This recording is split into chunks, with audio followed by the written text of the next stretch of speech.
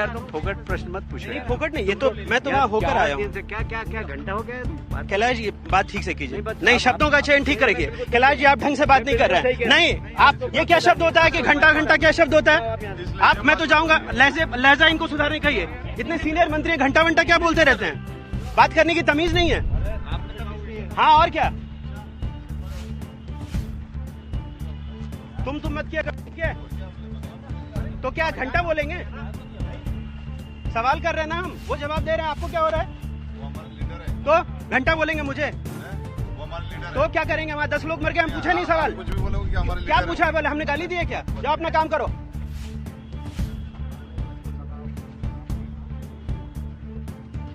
नमस्कार। मध्य प्रदेश के नगरीय विकास एवं आवास मंत्री कैलाश वर्गीय का एक वीडियो खूब तेजी से वायरल हो रहा है, जिसे आपने सोशल मीडिया पर देखा ही होगा। वो सिर्फ एक बदतमीजी नहीं थी, ये एक मानसिकता का उफान था। वह मानसिकता जो सत्ता में आते ही सवाल को गुनाह समझने लगती है और सवाल पूछने वाले को दुश्मन मानती है। इंदौर में जो हुआ वो किसी भावनात्मक क्षण की फिसलन नहीं, बल्कि वर्षों से पलते आ रहे सत्ता का अहंकार का सार्वजनिक विस्फोट था। जिस दिन गंदे पानी से लोगों की आंतें जल रही थी, अस्पतालों में स्ट्रेचर कम पड़ रहे थे और घरों में मातम पसरा था, उसी दिन सत्ता की जुबान फिसल नहीं रही थी, बल्कि अपनी असली औकात दिखा रही थी। एक मंत्री जो नगरीय विकास और आवास जैसे भारी भरकम विभाग का मुखिया है, जब अपने ही विधानसभा क्षेत्र में जहरीले पानी से हो रही मौतों पर पूछे गए सवाल को फोकट कह दे, तो दरअसल ये सिर्फ पत्रकार को नहीं, पूरे जनतंत्र को फोकट बता रहा होता है। और यह सवाल पूछना जरूरी था। यह सवाल देर से पूछा गया सवाल था। यह सवाल उन नलों से निकला था जिनसे पानी नहीं, बीमारी बह रही थी। यह सवाल उन माओं की आंखों से टपक रहा था जिन्होंने अपने बच्चों को उल्टियां करते देखा था। यह सवाल उन बूढ़ों की सांसों में अटका था जिनके लिए अस्पताल पहुंचना ही किसी युद्ध से कम नहीं था। और यह सवाल उस रिपोर्टर की जमीन पर उतरने की ईमानदारी से उपजा था जो होकर आया था वहां से, फाइलों में नहीं बल्कि गलियों में।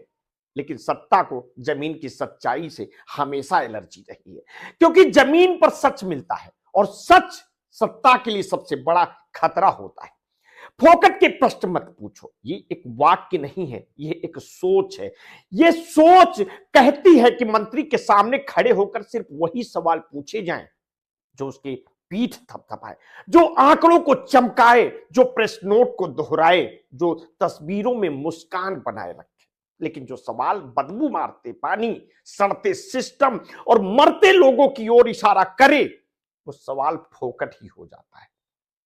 और जब रिपोर्टर ने झुकने से इनकार कर दिया, जब उसने साफ कहा कि वो खुद वहां से होकर आया है, तब सत्ता का नकाब पूरी तरह से उतर गया, भाषा गिर गई, लहजा सड़ गया और एक वरिष्ठ मंत्री की जुबान से वो शब्द निकला जो किसी गली के गुंडे को शोभा दे, जनप्रतिनिधि को तो बिल्कुल नहीं। यही वो क्षण था जब स्पष्ट हो गया कि ये बहस नहीं है, ये दमन है।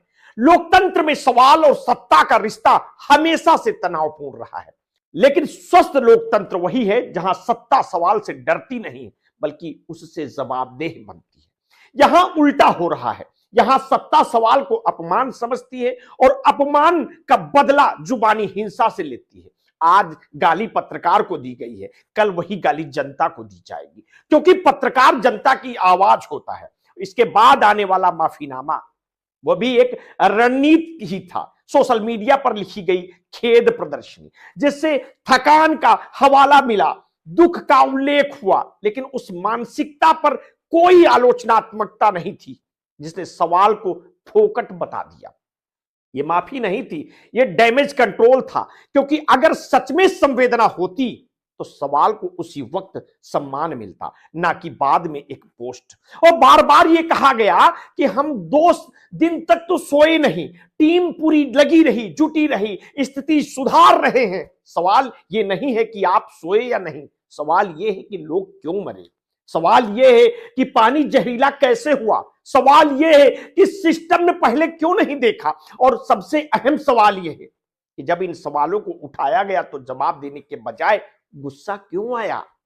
गुस्सा इसलिए आया क्योंकि सवाल सही जगह पर लगा था, क्योंकि सवाल उसी विधानसभा क्षेत्र का था जिसका प्रतिनिधित्व मंत्री खुद करते हैं, क्योंकि सवाल सीधे जिम्मेदारी की गर्दन पकड़ रहा था, और सत्ता को जिम्मेदारी से ज्यादा कोई चीज असहज नहीं करती। इस पूरे घटनाक्रम में एक और बात साफ दिखाई देती है, सत्ता की भाषा बदल चुकी है, और अब वो संवाद की भाषा नहीं रही, वो चेतावनी की भाषा है, वो तिरस्कार की भाषा है, वो तुम जानते नहीं मैं कौन हूं वाली भाषा है, दल बल पद और पहुंच के नशे में चूर की भाषा है। जब कांग्रेस नेता इस्तीफे की मांग करते हैं, जब विपक्ष संवेदनशीलता पर सवाल उठाता है, तो उसे राजनीतिक बयान कहकर खारिज कर देना आसान है, लेकिन इन सवालों का जवाब कौन देगा कि पीड़ितों को मुफ्त इलाज क्यों नहीं मिला, कि इलाज का खर्चा कौन उठाएगा, कि मौतों की नैतिक जिम्मेदारी कौन लेगा। क्या ये सिर्फ माफी से सब खत्म हो जाएगा, धुल जाएगा? और यह घटना सिर्फ एक मंत्री के आचरण पर सवाल नहीं है, यह पूरे सिस्टम के चरित्र का एक्सरे है, और यह दिखाता है कि कैसे प्रशासनिक बैठकों में संवेदना का अभिनय होता है और बाहर निकलते ही असली चेहरा सामने आ जाता है। यह बताता है कि कैसे फाइलों में स्थिति नियंत्रण में लिखा जाता है और जमीन पर लोग तड़पते हैं, मर जाते हैं। पत्रकार को फोकट कहने से पहले यह नहीं सोचा गया कि वो पत्रकार उसी समाज का हिस्सा है जिसका प्रतिनिधित्व करने का दावा सत्ता करती है, और यह नहीं सोचा गया कि सवाल पूछना उसका पेशा नहीं, उसका कर्तव्य है, और यह भी नहीं सोचा गया कि सत्ता का असली इम्तिहान सवालों से भागना तो बिल्कुल नहीं है, उनका सामना करते हुए जवाब देना है। आज अगर इस बदतमीजी को क्षणिक गुस्सा कहकर भुला दिया गया तो कल ये सामान्य हो जाएगी। फिर किसी और शहर में और किसी और मंत्री के मुंह से किसी और सवाल पर यही भाषा निकलेगी, बेइज्जत करेगी हमको भी और आपको भी, और धीरे धीरे लोकतंत्र में सवाल पूछने की जगह सिमटती जाएगी, क्योंकि जब मंत्री को लगता है कि उसे कुछ भी बोलने की आजादी है लेकिन जवाब देने की जिम्मेदारी नहीं है, तब लोकतंत्र सिर्फ एक शब्द रह जाता है। और यह कहानी इसलिए कड़वी है क्योंकि इसमें पानी भी कड़वा है, व्यवस्था भी कड़वी है, और सत्ता की जुबान भी उतनी ही गंदी और कड़वी है। और जब तक इस कड़वाहट को सच के आईने में नहीं देखा जाएगा तब तक हर माफी सिर्फ एक और झूठी मुस्कान होगी और हर सवाल फोकट का कहलाता रहेगा। इस पूरे प्रकरण को आप किस तरह से देखते हैं? अपनी प्रतिक्रिया हमें वीडियो के कमेंट बॉक्स में अवश्य दीजिएगा। आपने अगर अभी तक हमारे इस चैनल को सब्सक्राइब नहीं किया है तो तत्काल कर लीजिए, बेल आइकन दबाना बिल्कुल ना भूलिए। अपने स्वास्थ्य के प्रति सचेत रहिए, सजग रहिए, अपना ध्यान रखिए। बहुत बहुत धन्यवाद। साधुवाद।